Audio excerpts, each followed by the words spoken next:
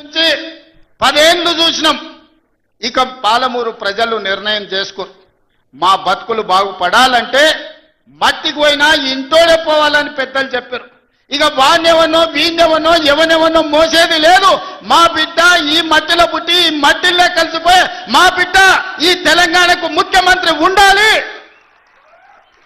మా బిడ్డ ఉంటేనే మా సమస్యలు పరిష్కారం అవుతాయని పాలమూరు మొత్తం ఏకమై తెలంగాణకి ఒక స్ఫూర్తిగా నిలబడి ఈ జిల్లా నుంచి మీరు ఆశీర్వదించారు కాబట్టి ఈనాడు తెలంగాణ రాష్ట్రంలో మనం ప్రభుత్వాన్ని ఏర్పాటు చేసినాం. పడవ పెట్టిన ప్రాజెక్టులను ఒక్కొక్కటిగా పరిష్కరిస్తున్నాం. ఈ ప్రాజెక్టుల యొక్క సమస్యల్ని, ఈ ప్రాజెక్టుల యొక్క అనుమతుల్ని ఈ రోజు సాధిస్తున్నాం. అన్నీ ఉన్నా అల్లు నోట్ల శని ఉన్నట్టు ఎన్ని అనుమతులు తెచ్చినా ఇవాళ 8 లక్షల కోట్ల రూపాయలు అప్పు చేసి నా నెత్తి మీద పెట్టిపోయాను. గ్రామాలల్లో పెద్ద కుటుంబాలు ఉంటాయి. దావతుల కోసం విలాసాల కోసం తండ్రి అప్పులు చేసి అనుకోకుండా చచ్చిపోతే ఇంటి పెద్ద కొడుకుకు మొత్తం భారం అయి పడుతుంది. సంసారం ఎక్కడుందో తెలియదు. ఏ భూమి ఎవరికి తనఖా పెట్టిండో తెలియదు. ఊర్లో ఎవరి దగ్గర అందిన కాడికి ఎంత అప్పు చేసిండో తెలియదు. చుట్టాల దగ్గరకు పోతే మర్యాద లేదు. తెలిసిన వాళ్ళ దగ్గరకు పోతే సిల్లి గబ్బ పుట్టే పరిస్థితి లేదు అని మనం గ్రామాలలో చూసినాం. ఇవాళ అచ్చంగా తెలంగాణ రాష్ట్ర ముఖ్యమంత్రిగా నా పరిస్థితి గదే.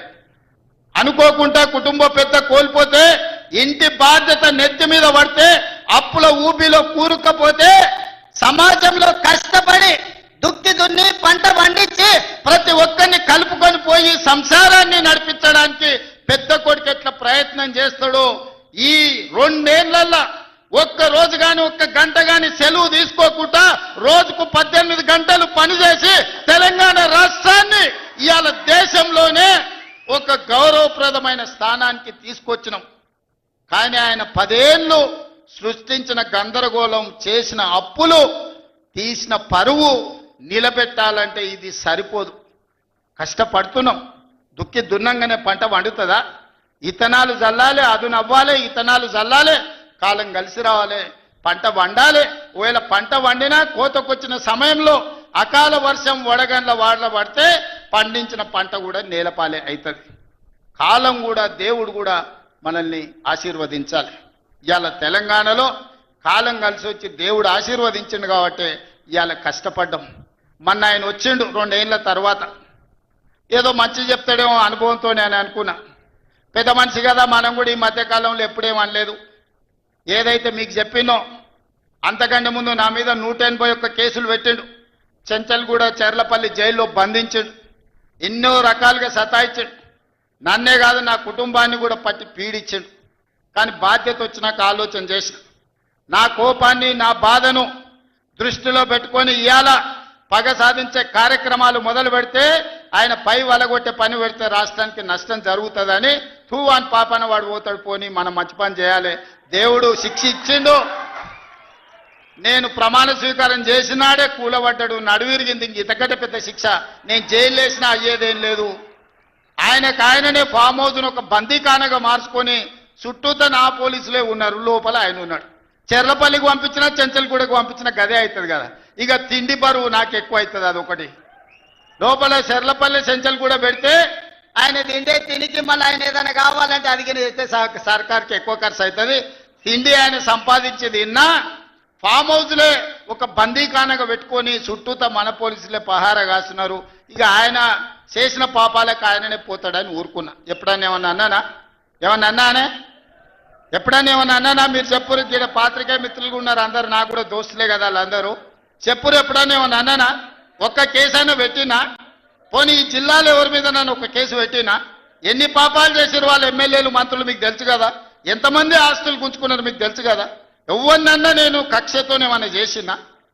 నేను ఒకటే అనుకున్నా, ఎవరిని పాపానికి వాడు పోతాడు. మనం చూసినా చూడకపోయినా పైన దేవుడు ఉన్నాడు, పైనుంచి కిందికి చూస్తూనే ఉంటాడు. ఎవరిని లెక్క వానికి రాస్తూనే ఉంటాడు, ఎవరిని మిత్తి వానికి చెల్లిస్తూనే ఉంటాడని. ఆ మిత్తిలో భాగంగానే నేను ప్రమాణ స్వీకారం చేయడానికి పోయిన రోజే మంచం మీద నుంచి బోర్ల పడి మక్కెలు ఇరిగి మూలకు పడ్డాడు. ఇక ఆయన నిన్నొచ్చి పెద్ద మనిషిలాగా మంచి చెప్తాడేమో అనుకున్నా. తోలు తీస్తా అని అన్నాడు. తోలు తీస్తాడంటేనే ఇక నేను చెప్పదలుచుకున్నా, అయ్యేగా నా సంగతి వదులు కానీ మా సర్పంచులు వచ్చిండ్రు, రా ఏ తోలు తీస్తావురా? నీ తోలు తీసుడు కాదు, నిన్ను చీరి చింత కట్టి చింత మడకల ఏలాడేసి కొడతారో లేదో మా సర్పంచులు రా. కొడంగల్కి వస్తావా లేకపోతే మమ్మల్ని చింత మడకకు రమ్మంటావా? మా సర్పంచులను దోల్తా. సోయి లేని మాటలు, స్థాయి లేని విమర్శలు. ఒక్కటన్నా అక్కడికి వచ్చే మాట మాట్లాడిండా? 10 ఏళ్ళు నువ్వు పూర్తి చేస్తే, 10 ఏళ్ళు ఎస్ఎల్బి పూర్తి చేస్తే నల్గొండకు 4 లక్షల ఎకరాలకు నీళ్లు వచ్చేది. 10 ఏళ్ళు పాలమూరు రంగారెడ్డి పూర్తి చేస్తే పాలమూరు జిల్లాలో 10 లక్షల ఎకరాలకు వచ్చేది. కల్వకుర్తి పూర్తి చేస్తే 3.5 లక్షలకు వచ్చేది. భీమా పూర్తి చేస్తే 2 లక్షలకు వచ్చేది.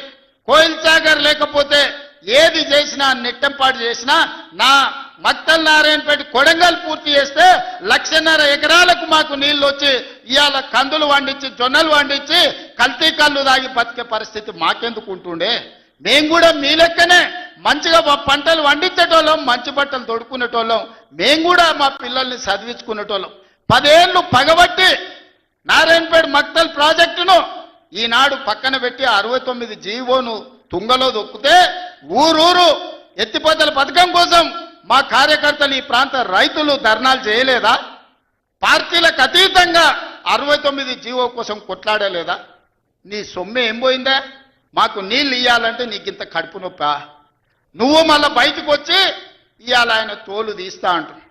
తోలు నాది కాదు, కానీ ఆ షేక్పేటలో మటన్ కొట్టు మస్తాన్ ఉంటాడు, ఆయన రోజు మేకలను కోసి మండి నడుపుతుంటాడు. ఆయన చెప్పిన కేసీఆర్ ఖాళీగా ఉన్నాడంటనే తోలు తీస్తాడంట. నీ మటన్ కొట్టు మస్తాన్ దగ్గర ఇంత నౌకరీ ఇయ్యండ్రి, ఇంత బోటో కూరనో పోయేటప్పుడు ఈయన బొక్కనో. ఎందుకంటే పోసిన వాళ్ళకు మామూలుగా తోలు తలకాయలు ఇస్తాం కదా మనం ఇంటికాడ దసరా పండుగ అప్పుడు. అవునా? ఏం శివకుమార్ రెడ్డి, మన ఇళ్ళల్లో పండుగ పూట వచ్చి ఆటను కోస్తే కాళ్ళు తలకాయ కోసినోనికి ఇస్తాం కదా. ఇక మటన్ కొట్టు మస్తాన్ కూడా చెప్పిన, ఆ కేసీఆర్ ఖాళీగా ఉన్నాడంటేనే 2 ఏళ్ళు ఫామ్ హౌస్లో ఏం చేస్తున్నా అంటే తోలు తీసేది ప్రాక్టీస్ చేసిండంట. తోలు బాగా తీస్తాడంట. నీ మటన్ కొట్టులో ఈ తోలు తీస్తాడు, కాళ్ళు తలకాయలు మాత్రం ఉచితంగా సాయంత్రం పోతే దావతులో బోటిగిన ఏమైనా కొట్టుకొని సాయంత్రం 2 వేసేటప్పుడు తీసుకుంటాడేమో అని. 40 ఏళ్ళ అనుభవం అంటావు, రాష్ట్ర మంత్రి చేసిన అంటావు, కేంద్ర మంత్రి చేసిన అంటావు, 10 ఏళ్ళు ముఖ్యమంత్రిని చేసిన అంటావు, తెలంగాణ రాష్ట్రాన్ని సాధించిన అంటావు. నేను ఆడ ఫ్యూచర్ సిటీ కడుతున్నాను అంటే తొక్క తోలు, వాడెవడో వస్తాడంటే వంతారనా బొంతారనా ఇవనే ఒక మాజీ ముఖ్యమంత్రి స్థాయిలో మాట్లాడే మాటలు మాకు రావనుకుంటున్నావా? మర్యాద ఉండదని మేము మాట్లాడతలేం. మర్యాద ఉండదని ఇవన్నీ విషయాలు మేము మాట్లాడతలేం. కానీ మాట్లాడ మొదలు పెడితే నువ్వు కాదు కదా, నడువుకు రాయి కట్టుకొని ఆడ ఉన్న మల్లన్న సాగర్లో దుంకి చచ్చిపోతావు. మల్లన్న సాగర్ కాకపోతే రంగనాథ సాగర్లో మెడకు తాడేసుకొని ఊరేసుకొని చచ్చిపోతావు. చంద్రశేఖరరావు గారు, నన్ను గెలకకు. నేను అన్ని చూసిన. ఎక్కడి నుంచి వచ్చినా నేను నల్లమల్ల అడవుల నుంచి వచ్చిన, జడ్పీటీసీ గెలిచిన, ఎమ్మెల్సీ గెలిచిన, ఎమ్మెల్యే గెలిచిన, ఎంపీ గెలిచిన, తెలంగాణ రాష్ట్రానికి ముఖ్యమంత్రి అయినా అమాం బాపర్తి గాని కాదు. అక్కడి నుంచి వచ్చి అమెరికాలో అంట్లుదోమ వస్తే అయ్యపే చెప్పి మంత్రి అయినోని కాదు. ఊర్లో దుక్కి దున్ని కష్టమంటే తెలిసి రైతులలో నుంచి వచ్చినోని రైతు బిడ్డను. నాతోని తమాషాలు చేయకు. దుబాయ్ పాస్పోర్ట్ బ్రోకర్ల దందా చేయలే, రియల్ ఎస్టేట్ బ్రోకర్ దందా చేస్తుంది ప్రభుత్వం అంటున్నాడు. రియల్ ఎస్టేట్ వ్యాపారం పెంచుతుంది, రియల్ ఎస్టేట్ ఆదాయాన్ని పెంచుతుంది, రియల్ ఎస్టేట్ అభివృద్ధిని తీసుకొస్తుంది. నీ కొడుకేమో హైదరాబాద్లో రియల్ ఎస్టేట్ వాడిపోయిందంటావు. నువ్వు వచ్చేమో ఈ ముఖ్యమంత్రి రియల్ ఎస్టేట్ దందా చేస్తున్నాడు అంటాడు. ఇదేమన్నా పాస్పోర్ట్ బ్రోకర్ల దందానా? నేను ఎవరినేం దుబాయ్కి పంపుతా అని మోసం చేయలే. భూములు, ప్రభుత్వ భూములు, పరిశ్రమలు పెట్టడానికి రైతులు అడిగిన నష్టపరిహారం ఇచ్చి నిన్నగాక మొన్న మక్తల్ నారాయణపేట కొడంగల్ ప్రాజెక్టుకు 12 లక్షలు ఇస్తామన్నాం. మా రైతులందరూ కాదు కూడదన్నారు. ఏం కావాలన్నా అడగమని మా శ్రీహరికి, మా శివకుమార్ రెడ్డికి చెప్పిన, మా పర్ణికమ్మకు చెప్పిన. వాళ్ళు పోయి మాట్లాడిను. వాళ్ళు అడిగింది నాకు వచ్చి చెప్పురన్న. వాళ్ళు 20 లక్షల ఎకరం కావాలన్నారు. పిలిచి క్యాబినెట్లో పెట్టి ఎకరాకి 20 లక్షల దాకా ఇచ్చి 96% ప్రజలు ఏకగ్రీవంగా ఆమోదిస్తే వాని భూమి పోయిన దుఃఖంలో ఉంటాడు, 10 రూపాయలు ఎక్కువ ఇవ్వాలని 20 లక్షల ఎకరాలాగా చెల్లించి నిన్నగాక మన లగచర్లలా లేకపోతే హకీంపేటలో పోలేపల్లె భూమి తీసుకున్నాం. మొదట్లో 7 లక్షలు అన్నారు. అధికారులతో పంచాయతీ పెట్టుకోరు. పాపం తెలిసి తెలియక వాళ్ళు చేసిన అబద్ధాలకు ఈరోజు పంచాయతీ పెట్టుకున్నాం. చివరికి అడిగినాం 20 లక్షలు 22 లక్షలు కావాలని ఇచ్చినాం. ఇందిరమ్మ ఇల్లు కావాలన్నారు ఇచ్చినాం. అక్కడ అభివృద్ధి ఏం కావాలన్నో చేస్తామని చెప్పినాం. ఆడకు జూనియర్ కాలేజ్ ఇచ్చినాం, మెడికల్ కాలేజ్ ఇచ్చినాం, ఇంజనీరింగ్ కాలేజ్ ఇచ్చినాం, డిగ్రీ కాలేజ్ ఇచ్చినాం, అగ్రికల్చర్ కాలేజ్ ఇచ్చినాం, వెటర్నరీ కాలేజ్ ఇచ్చినాం. ఈ రోజు సైనిక్ స్కూల్ ఈ రాష్ట్రంలోనే లేదు. సైనిక్ స్కూల్ని కూడా ఈరోజు లగచర్ల కాడికి తీసుకొచ్చి పెట్టినాం. ఇవాళ రాష్ట్రంలోనే ఒక ఆదర్శంగా 250 ఎకరాల ఒక ఎడ్యుకేషన్ హబ్ కడుతున్నాం. ఈ రోజు మేం పోయి ఆ ఊరికో ఈ ఊరికో ఆ పట్టణానికో పోయి చదువుకున్నాడు కాదు, తెలంగాణ రాష్ట్రంలో నలుమూలల నుంచి కొడంగల్కి వచ్చి చదువుకునేటట్టు ఒక ఎడ్యుకేషన్ హబ్బే ఈరోజు కొడంగల్ కడుతున్నాం. ఇది మా విధానం. మేము కక్షల రాజకీయం చేయం, ఎవరి మీద కక్ష కట్టం, ఎవరి పాపానికి వాడు పోతాడని దేవుడి మీద నమ్మకంతో కష్టాన్ని నమ్ముకున్నోళ్ళం.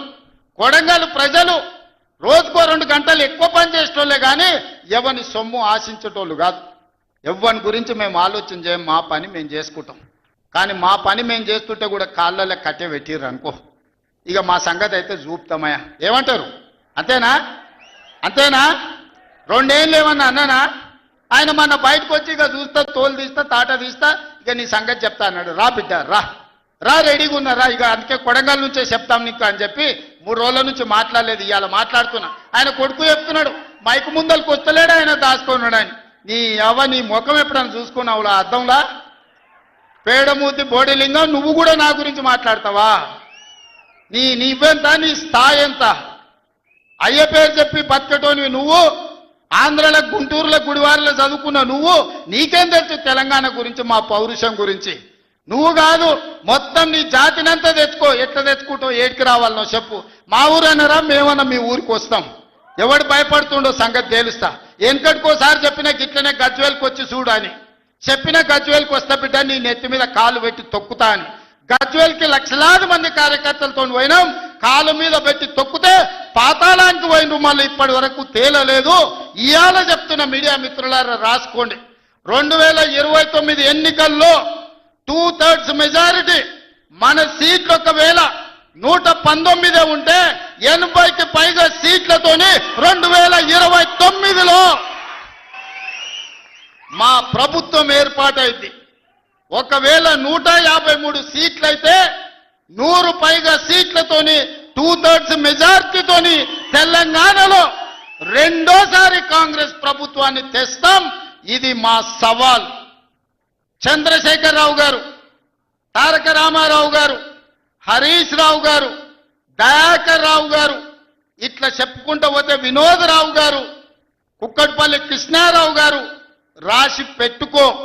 2029లో 2/3 మెజార్టీతోని ఈ రాష్ట్రంలో కాంగ్రెస్ ప్రభుత్వాన్ని ఏర్పాటు చేస్తా. ఇదే నా సవాల్. సాధనైతే కాసుకో బిడ్డ. నీ రాజకీయం ఏందో నేను చూస్తా. నేను రాజకీయం చేసినంత కాలం ఈ కల్వకుంట చూసేటోళ్ళు కాలకుంట విషం లాంటి కేసీఆర్ కుటుంబాన్ని అధికారులకు రానివ్వను. ఇదే నా శపథం. ఇదే నా శపథం. కొడంగల్ బిడ్డగా ఈ గడ్డ మీద నుంచి నేను శపథం చేస్తున్నా. నేను రాజకీయాలలో ఉన్నంతసేపు రాబోయే ఎన్నికల్లో కేసీఆర్ కుటుంబానికి అధికారం అనేది ఇక కళ. బీఆర్ఎస్ పార్టీ, కేసీఆర్ చరిత్ర గతమే. మీ పార్టీకి మీకు భవిష్యత్తు లేదు. ఎవడైనా చర్చించుకుంటే పొద్దుపోనప్పుడు మాట్లాడుకోవడానికి పనికొచ్చే చరిత్రనే తప్ప భవిష్యత్తు తెలంగాణ రాష్ట్రానికి నీ తరఫున ఒరిగేది ఏమీ లేదు. బీఆర్ఎస్ కేసీఆర్ గతమే, తెలంగాణ భవిష్యత్తు కాంగ్రెస్. మీ గత చరిత్రతోని ఈడ ఒరిగేదేం లేదు. వెనకటికెవడో అన్నాడంట, మా తాతలు నేతులు దాగినరు, మీరు వచ్చి మా మూతులు నాకండి అని. అట్లా ఉన్నది. నిన్ను అసెంబ్లీలో ఓడగొట్టినాం, పార్లమెంట్లో గుండు సున్ని ఇచ్చినాం, మన కంటోన్మెంట్లో బండకేసి కొట్టినాం, మొన్న జరిగిన జూబ్లీహిల్స్లో బోడబండలో బండ కింద వాతి పెట్టినాం. నిన్నగాక మొన్న జరిగిన సర్పంచులల్లా 12,726లో 8,335 సర్పంచులను గెలిపించుకున్నాం. సిగ్గు లేదు. ఇన్నిసార్లు ఓడగొట్టినా ఇంకా సిగ్గు లేకుండా బయటకు వచ్చి కింద పడ్డ పైకాలు నాదే అని వెనకటికి ఓడో అన్నాడట. ఇట్లాంటి ఊకదంపుడు ఉపన్యాసాలు పొంకనాలు వెనకడికి ఎవడో పొంకనాల పోసిగాడు చెప్పినట నాకున్నాయి 3 ఏళ్ళే కానీ 36 దొడ్లు ఉన్నాయని చెప్పినట. ఇవన్నీ కళ్ళు కాంపౌండ్లో చెప్పుకోవడానికి బాగుంటాయి, కాలక్షేపం చేయడానికి. కళ్ళు కాంపౌండ్ మాటలు మాట్లాడకండి తండ్రి కొడుకులు. ఇవన్నీ మేము చూసినాం. శాతనైతే రాండి, ఏందో చెప్పు, దాని ప్రకారం చేద్దాం. 29లో తేల్చుకుందాం ఇవాళ చెప్తున్నా. కాబట్టి ఇప్పటికైనా చంద్రశేఖరరావు గారు మీ వయసుకు గౌరవిస్తాం, మీ అనుభవానికి గౌరవిస్తాం. ప్రతిపక్ష నాయకుడు నీకు హోదా ఉన్నది. శాసనసభ సమావేశాలు ఏర్పాటు చేసినాం. 29 నుంచి చర్చలు రాబోతున్నాయి.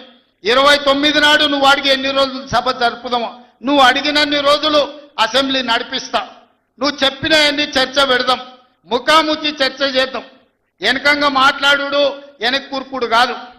నీళ్ల మీద మాట్లాడతామా, నియామకాల మీద మాట్లాడతామా, నిధుల మీద మాట్లాడతామా, తెలంగాణలో జరిగిన అభివృద్ధి మీద మాట్లాడతామా, రైతు భరోసా మీద మాట్లాడతామా, రైతు రుణమాఫీ మీద మాట్లాడతామా, లేకపోతే ఆడబిడ్డలకు ఇచ్చిన ఉచిత బస్సు మీద మాట్లాడతామా, లేకపోతే నువ్వు ఏం కోరుకుంటావో చెప్పు, షాదీ ముబారక్ మీద మాట్లాడతామా, కళ్యాణ లక్ష్మి మీద మాట్లాడతామా, ఇందిరమ్మ ఇండ్ల మీద మాట్లాడతామా, దేని మీద మాట్లాడతామో చెప్పు, నేను సిద్ధంగా ఉన్నా. చర్చిద్దాం, దేశానికి ఆదర్శంగా నిలబడదాం, సమస్యల మీద మాట్లాడదాం, ఎవరు ఏం చేసినరో చెప్పుకునే అవకాశం కల్పిస్తాం. రాండి, మీరు మొహం చాటేసి ఫామ్ హౌస్లో పడుకొని మీరు ఖాళీగా ఉన్నప్పుడు పార్టీ ఆఫీసులు వచ్చి 10 మంది చెంచాలను పెట్టుకొని ఆ 10 మంది చెంచగాళ్ళ ముందల నువ్వు పొంకనాలు కొట్టుడు కాదు. నిజమైన చర్చ అసెంబ్లీలో చేద్దాం. ప్రజలు ఎన్నికలు ముగిసినాయి, అసెంబ్లీలో చర్చ చేయమని చెప్తారు. ఎవరు ఏం మాట్లాడతారో ప్రజలు వింటారు. విఘ్నులైన ప్రజలు తీర్మానం చేస్తారు. ఇలా సర్పంచులు అయిపోయినాయి, గ్రామ సభ పెట్టి సమస్యలు పరిష్కరించాల్సిన వాళ్ళు మళ్ళా సందు ఇల్లు తిరుగుతుందా అంటే ఏమన్నా అర్థం ఉందా? సర్పంచులారా మీరు చెప్పండి. ఇల్లు తిరిగిండ్రు, ప్రజల దగ్గరకు పోయిరు, ప్రతి తలుపు తట్టిండ్రు, ప్రతి గుండెకి చేరు, నమస్కారం పెట్టిరు, గెలిస్తే వాళ్ళు తీర్పిచ్చారు, మీరంతా సర్పంచులు అయ్యారు. గ్రామ సభ పెట్టి గ్రామ పంచాయతీలో మాట్లాడుకోవాలి, అంతేనా? వార్డు మెంబర్లు, ఉప సర్పంచ్, సర్పంచ్ కూర్చొని మాట్లాడుకొని ఏ సమస్యలున్నా పరిష్కరించుకోవడం. అది ఇచ్చిపెట్టి మళ్ళీ ఎవడో పోరంబోకోడు ఇల్లు తిరుగుదాం రా అంటే పోతారా?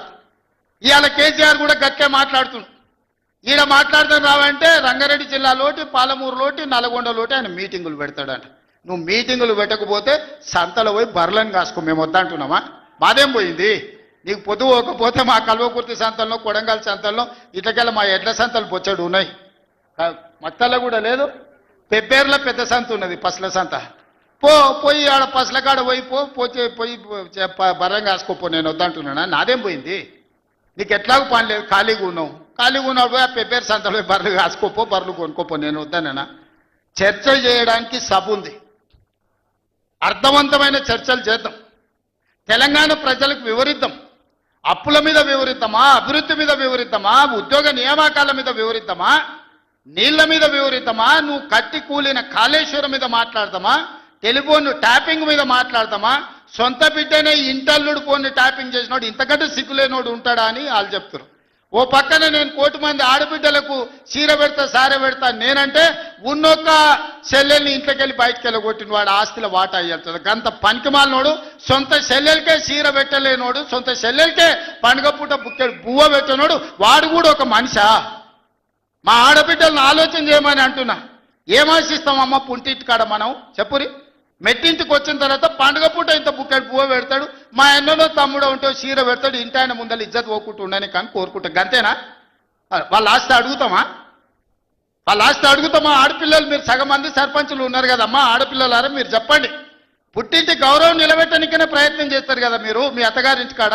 వాళ్ళ ముందర మీకు ఇజ్జత్ లేకుండా పండుగ పూట తల్లిదండ్రులు వాడు అన్ననో తమ్ముడో ఉంటే పండుగకి ఇంటికి కూడా విలువకపోతే మీ అత్తగారింటి కాడ, పక్కింటి కాడ, తోటికోడల ముందర ఇజ్జత్ పోతుంది. అమ్మ గిత్త కంటే అవమానం ఉంటుందా? ఓ పిలిచో సారి చీర పెట్టకపోయినా మీరే కూడా పెట్టుకుని ఉంటే వానికి ఇచ్చో చీర కొని నువ్వు పెట్టినట్టు అని చేయరా అంటాం. పుట్టింటి ఇజ్జత్ ఎవరని తీస్తారా? ఏ ఆడబిడ్డనైనా, తెలంగాణలో ఉన్న ఆడబిడ్డ ఎవరైనా ఎంత కష్టమని ఉండని, ఎంత నష్టమని ఉండని, పుట్టింటి ఇజ్జత్ నిలబెట్టడానికనే ప్రయత్నం చేస్తుంది కదా. మీరు అందరూ కూడా తెలంగాణ ఆడబిడ్డలే కదా. ఇవాళ ఇంతో అంతో తండ్రి గాలికి సంపాదించిన దాంట్లో వాటా ఇవ్వాల్సి వస్తుందని మెడలు పట్టి దొబ్బితీవి నీ సొంత చెల్లెలు. నీ సొంత చెల్లెలకే సమాధానం చెప్పలోనే ఆయన నాకు సవాలు ఇసురుతున్నాడు. ఈ అవ్వ లాగులో తొండలు ఇచ్చి కొత్త బిడ్డ నేను అనుకుంటున్నావేమో. నా సంగతి ఇంకా తెలియదు. మీ నాయనని అడిగి ఇంటికి వచ్చి చెప్తాడు. ఏ అమెరికాలో బాత్రూమ్లు అడిగినట్టు అనుకుంటున్నావు నాతో మాట్లాడు అంటే, నేనేదో మంచుకుంటుండే పోని ఆవుల పోరోడి గాలికి తిరిగేటోడి గాలి గానితో నాకెందుకని ఇవన్నీ వేషాలు. ఇంకా ఆ పక్కలో ఒక నలికుట్లోడు ఉంటాడు, 6 అడుగులు ఉన్నా అనుకుంటాడు. ఆ తలకాయ ఎక్కడుందో నాకు తెలియదు. కేసీఆర్ వచ్చి గర్జించిందంట, గర్జనకు నేను పోయి లోపల దాచుకున్నంట. ఇక కేసీఆర్ గర్జనలు గర్జించినట్టు లేవురా నాయన. మన గాడిదలు ఏం చేస్తావా, ఒండ్ర పెడతాయా? ఏమంటారు గాడిదలను? గాడిదలు అరిస్తే ఏమంటారు నరసింహ? గట్లున్నది. మీ గాండ్రింపులకు మీ బెదిరింపులకు ఉడత ఊపులకు భయపడ్డాడు ఎవరు లేరు బిడ్డ. ఈడ దుక్కి దున్నిన చేతులు ఉన్నాయి. మీరేదో తోలు తీస్తా అంటే తీపించుకోనికే లేము. ఈ కండలు కరిగినాయి, మిగిలిందే తోలు. ఫస్ట్ నీ తోలు సంగతి చూసుకో, నీ తోలు సంగతి చూసుకో. ఊర్లో మాకు తెలుసు, ఊర్లలో నాటుకోళ్ళు ఉంటాయి కదా, కోని కాల్చినాక మనం మంచిగా కాల్చి తోలు తీసి పసుపు పెడతాం కదా, మంచిగా తోలు తీసి పసుపు పెడతారు బిడ్డ మా కొడంగల్ వాళ్ళు. నువ్వేదో తెలివితేటలు అనుకుంటున్నావు. ఈ తమాషా మాటలు, ఈ అతి తెలివితేటలు కట్టి పెట్టుకో. ఎన్ని ఎలక్షన్లు జరిగినా సిగ్గు లేకుండా అన్నిట్లలో డిపాజిట్లు పోతున్నా, బండకేసి కొడుతున్నా బుద్ధి రాలే. ఇప్పటికైనా మారుండ్రి. నాకేం లేదు, మీరు అట్లుంటేనే మంచిది. ప్రజలు చీత్కరిస్తారు, చీదర కొడతారు, లాస్ట్ దేనికి వనికి రాకుండా పోతారు. కాకపోతే ప్రతిపక్షమే లేదు తెలంగాణలో అని బయటకు పోతే ఇజ్జత్ పోయేటట్టు ఉన్నది. గదొక్కటే నా చింత. అందుకే మిత్రులారా, మంచిగా చేయండి. వేదిక మీద ఉన్న పెద్దలకు, మా మంత్రులకు అందరికీ నా సూచన, గ్రామాలలో సర్పంచులు వచ్చారు, అందరినీ కలుపుకోపోండి. గ్రామాల అభివృద్ధి జరిగినప్పుడే తెలంగాణ అభివృద్ధి జరుగుతుంది. ఇవాళ తెలంగాణ అభివృద్ధి చేసే బాధ్యత మనది. చిన్న వయసులో నాకు అవకాశం వచ్చింది. ఇప్పుడు చాలామంది, మా సర్పంచ్ అమ్మ వచ్చింది సజ్జకాన్పేట, రేణుకమ్మన మౌనిక, మా రాములు తమ్ముని కోడలు మౌనిక చెప్పింది, 24 ఏళ్ళు చిన్న వయసులో నేను సర్పంచ్ అయినా సార్ అని. ఎన్నో ఆలోచనలతోని ఇవాళ చిన్న వయసులో మీరు అందరు సర్పంచ్లు అయినరు. ఇంజనీరింగ్ చదువుకున్న వాళ్ళు అయినరు, డిగ్రీ చదువుకున్న వాళ్ళు అయినరు, 22, 23 ఏళ్లకు ఉన్నోళ్ళు అయినరు, పెద్దోళ్ళు 80 ఏళ్ళు ఉన్నోళ్ళు కూడా సర్పంచ్లు అయినరు. మా రాఘవ వాళ్ళ తల్లి సర్పంచ్ అయింది. వీళ్ళందరూ ఎందుకు అయినరు అంటే గ్రామానికి ఏమైనా చేయాలని అయినరు. మరి వాళ్ళ ఆలోచనలు వాళ్ళు గ్రామానికి చేయాలన్నదాన్ని మనం ఈరోజు పూర్తిగా సహకారం అందించాలి వాళ్ళకు. వాళ్ళందరినీ కూడా వాళ్ళు ఊర్లలో ఏం మాట ఇచ్చిండ్రో ఆ పనులు మనం చెయ్యాలి. వీలైనంత మేరకు నిధుల కష్టం ఉన్నది, మనం ఇచ్చేది మనం ఇద్దాం, కేంద్రం నుంచి తెచ్చేది కేంద్రం నుంచి తెద్దాం. మార్చి లోపల కేంద్రం నుంచి 3,000 కోట్ల రూపాయల నిధులు నేను పట్టుకొస్తా. మీకు అందరికీ గ్రామాలలో నిధులు ఇచ్చే బాధ్యత నాది. మార్చి 31 తారీఖు లోపల 3,000 కోట్ల రూపాయలు గ్రామాలకు పంపించే బాధ్యత నేను తీసుకుంటా. ఆ నిధులు దుర్వినియోగం కాకుండా మంచిగా ఖర్చు పెట్టుకుని మంచి పేరు తెచ్చుకోరు. నాకెట్లా చిన్న వయసులో ఈ రాష్ట్రానికి ముఖ్యమంత్రి అయ్యే అవకాశం వచ్చిందో, రోజుకు 18 గంటలు కష్టపడి ఎట్లయితే పనిచేస్తున్నానో, మీరు కూడా గ్రామాలలో పని చేయండి, కష్టపడుండ్రి, గ్రామంలో ఇంత మంచి పేరు తెచ్చుకోండి, గ్రామాన్ని అభివృద్ధి చేయండి. నా వైపు నుంచి పూర్తిగా సహకారం ఉంటుంది. మళ్ళా 2029లో ఎన్నికలు వచ్చినప్పుడు ఎవరు లెక్క వాళ్ళు చూసుకుందాం, ఎన్నికలు వచ్చినప్పుడు చూసుకుందాం. ఇప్పుడు కేవలం అభివృద్ధి మీదనే దృష్టి పెడదాం, గ్రామాలను ముందుకు తీసుకెళ్దాం. గ్రామాలు అభివృద్ధి చెందినప్పుడే తెలంగాణ రాష్ట్రం అభివృద్ధి చెందుతుంది. ఆ విధంగా ముందుకు వెళ్దామని మీరందరూ సిద్ధమే కదా గ్రామాలను అభివృద్ధి చేయడానికి? మీరందరూ సిద్ధమే కదా? ఇవాళ మా పోలీసు వాళ్ళు చెప్పినా కానీ మరి ఏమైందో, గెలిపించిన వాళ్ళేమో బయటూరు, గెలిచిన వాళ్ళేమో లోపలూరు. బయట చాలా మంది మా ముఖ్యమైన నాయకులందరూ కనిపించారు, పలకరించుకుంటూ వచ్చిన. ఏందా అంటే మా రాఘవ్ 10 పాసులే ఇచ్చిండు అన్న, ఏం చేయాలని అంటుండు. కాకపోతే మా ఇందరు మరి పరిస్థితి ఏమో పాసులు ఇచ్చేది లేదు. బయట ఉన్నోళ్ళు తక్కువ కాదు, లోపలికి వచ్చిన వాళ్ళు ఎక్కువ కాదు. మీరు అందరు నా కుటుంబ సభ్యులే. మళ్ళీ నేను వస్తా, మీ అందరిని కలుస్తా, మళ్ళీ కూర్చొని అభివృద్ధి చేసుకుందాం. కొడంగల్ని ఒక ఆదర్శ నియోజకవర్గంగా తీర్చిదిద్దుదాం. ఇది నా ఒక్కడి వల్ల సాధ్యం కాదు, మీ అందరు సహకరిస్తేనే సాధ్యం. అయితే అన్ని గ్రామాలకు ఏం కావాలనో గ్రామ సభలు పెట్టుకోండి, గ్రామ సభలలో చర్చించుండ్రి, మంచి పనులు చేద్దామని తెలియజేస్తూ మీ అందరి దగ్గర సెలవు తీసుకుంటున్నా. పెద్ద ఎత్తున మిమ్మల్ని గెలిపించిన వాళ్ళకి సప్పట్లు కొట్టుర్రి. ఎందుకంటే మీ గెలుపులో బయట ఉన్న వాళ్ళు ఉండరు. ఈ సప్పట్లు అన్నీ బయట ఉన్న వాళ్ళకి వినిపించాలి. మా మీడియా వాళ్ళు కూడా తీసి బయట ఉన్న మా కార్యకర్తలకు, నాయకులకు చూపించాలి. గట్టి కొట్టుర్రి, ఇంకా గట్టి కొట్టుర్రి, ఇంకా గట్టి కొట్టుర్రి. సీటీలు రావానే కొడంగల్ వాళ్ళకు సీటీలు కొట్టారేమా? ఇప్పుడు నమ్మకం వచ్చింది, బయట ఉన్న వాళ్ళకు కూడా సంతోషమైంది. మీరు అందరు సీటీలు కొట్టి ఈ గెలుపును ఒక పండుగలాగా చేసినందుకు మీకు అందరికీ ధన్యవాదాలు తెలియజేస్తూ సెలవు తీసుకుంటున్న ధన్యవాదాలు మిత్రులారా.